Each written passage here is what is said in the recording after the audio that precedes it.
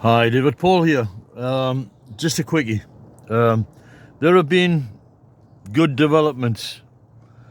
Yesterday, I had £800 UK or 950 euros left to pay off my mortgage in my house in Portugal, the one I've been making videos about while I'm working on that as well. And I got paid my pension, so what I've done is I've scraped every penny I've got left and a little bit from my teaching work which I had left over and put it all together, and I paid it off. So yippee, I don't have a mortgage now. This is great, and it enables the next things that I need to do. I'm now in a position where I could go to the Philippines and start on a Filipino project, or I could start on the house again and continue working there and put the roof and the floor in. Anyway, what's going on with the cabin? It doesn't seem like a lot. It's got really cold in here, and the problem I found was that the stovepipe blocks up very easily. This is a stove that you would use on a tent, so normally you'd be taking it off frequently and cleaning the pipe, but it was down to I don't know, about an inch or something in width because it was full of soot. So taking that down, I'm cleaning that out. In the roof there's one section of pipe up here which I have to clean out. I'm not looking forward to that because the soot will drop, and I've realized that this is an ongoing problem with this stove because I've sited the stove in the center of the cabin, which is good, but the problem is that I'm unable to reach over to get it. So what I'm gonna have to do is, for any of you doing this sort of thing, is maybe move it back to the original position. Yes, it's not optimal for enjoying the radiation coming off it, but I'm maybe gonna have to put some insulation in here and the amount of heat that this thing sticks out in this small place, it should do it. I've heated a house on a similar sized stove before. Okay, what's going on here? Got a lot of rain at the moment. I don't want this wood to get all black and stuff, and I'm getting more and more wood. So what I've done is I've started bringing it in, but I've only got a limited space to stack it because I'm working here. So that original A-frame that I had is actually behind here, and this is put in front. So what I'm going to do initially is I'm just going to stack the wood all the way around as I dig, and so then I'll find out how much I need and I can cut it to the right size. I am 5'10", and the lengths of wood I've got here in the center are 6 feet.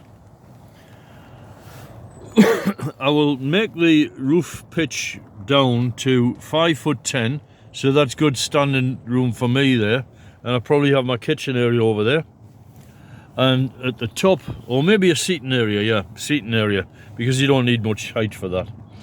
But the measurements are running up to the beam, so you get an extra 4 inches there. But at this point it has to be, I'm making this 6 feet to the ground, so I don't bang my head on this beam. Then the minute I'm past it, then suddenly I've now got 6 feet 4 inches of headroom, and then further up there it'll be higher again, or it'll be 6'4" there, 6 here, and then 5'10" there, something like that. I'll work it out as I go. The main thing is not to cut the wood too short, so that you think, damn, I wish I'd, you can always cut a bit more off the wood, but if you take too much off, you don't want to do that, and you don't want to be bringing wood in that's really too long, because it's getting in the way. So it's not getting in the way where it's stacked at the moment, and not a problem.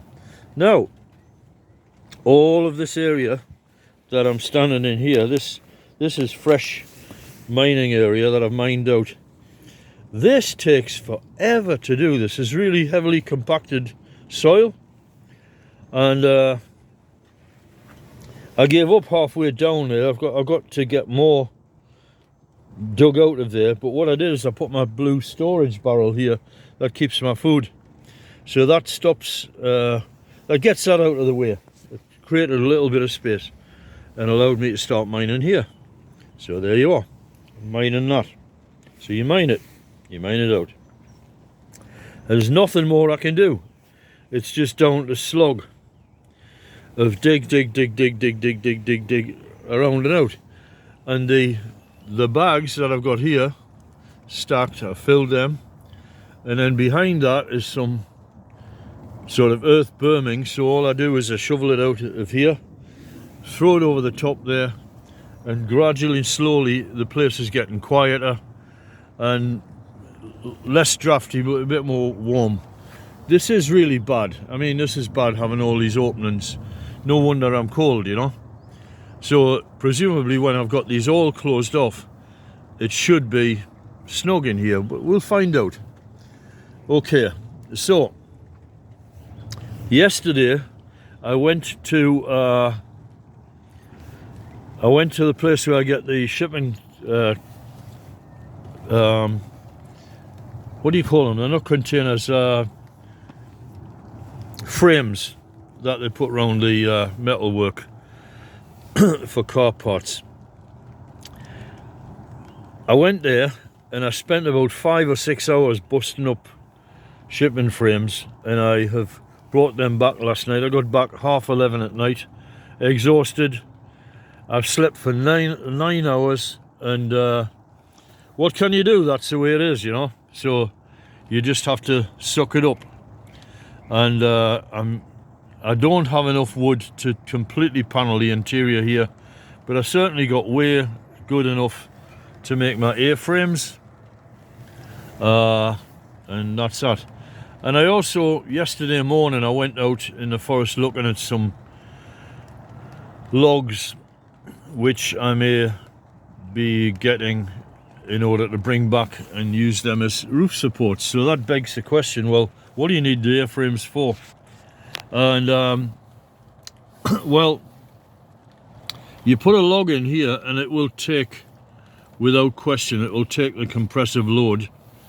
Well, it'll take the compressive load of elephants, if you want,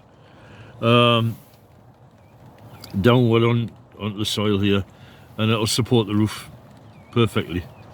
But the A-frames, the advantage that they give to the structure is that they stop like a sort of torsional, is it torsional? Shear sort of force. So if the roof wants to fall one way or the other, it can't, because it can't tip in any direction because it's restrained by the A-frames. It's also going to be restrained there, so it's 6 times. So any direction you think that the roof could want to fall in, it can't, because of the presence of the A-frames. And on top of that, the ends of the spokes will be tied together with beams as well, which stop, so that they all work together, so that no part of the roof can sort of independently start collapsing in one particular direction or other. So the A-frames will prevent the tip over of the roof. Massive big hole in the wall there where that needs to be filled. I can carry on filling these sandbags with earth, these earth bags, but there is another consideration, possibility. I might, if I run out of bags, I may just continue digging down and down, so that the place becomes almost flush with the terrain outside. I'll think about that as I go along, but I'm standing comfortably here, something I haven't been able to do for all of the winter. I've had to walk around like a monkey in here at the low roof. Yes, it's a pigsty in here, but I haven't the time nor inclination or anything to tidy up. I would rather I'll get this place built first and then start creating a place where I can tidy. Next jobs on the horizon are that A-frame support there.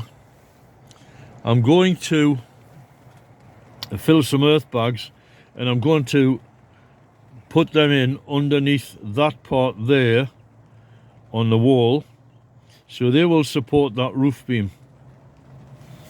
Then I can knock out that frame and it gets out of the way, because it's in the way of my bed, which is unable to move in that direction. So I could get maybe as much as 2 feet of extra space here, push the bed back, and then I can get past more easily, because as you can imagine, I'm having to go to bed and squeeze past this. I've got this tiny little area to climb into bed from. I've got to be careful not to fall down this hole when I'm getting in. It's all very difficult. As I continue to mine this area, I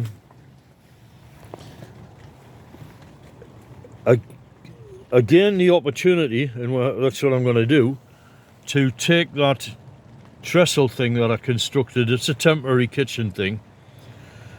I can take that apart and bring it over here and install it here. And then suddenly I've got free access to get in and out much more easily. And then I just mine and mine and mine and mine and mine and keep mining. There's a pallet at the doorway, which if you look way back in my films, I was using that as a sort of thing to stand my stove on and everything when it was summertime and I was cooking outside. That has got to go. That is a real impediment to getting out of here, in and out. It's a real drag. So that's got to be sewn up for firewood. Anyway, that thing there is a temporary construction, and it will be sewn up, and that will go up the chimney as firewood. And then eventually I'll build a proper kitchen area. However, one comment about that thing there, that is incredibly stable. And the reason why it's incredibly stable is because the legs extend further than the width of the table. So the base there is wider than the top end. Well, that's great. But don't ever do this. I made a big mistake there, because all the time I've had this thing, it's been a damn nuisance because I can't climb round past it. It's always in the way. This trestle here is always in the way. In fact, actually, if I could get those logs and get the roof supported, maybe I can get rid of that trestle. That's a thought. That's a good idea. Might do that. So when they're gone, and if that's over here, then it'll be much more spacious. Then underneath here I've got an airframe which is in the cabin but not stood up yet. I could put that up and get it out of the way, because that again is a damn nuisance. Although it does keep all those clothes and bags and things off the floor.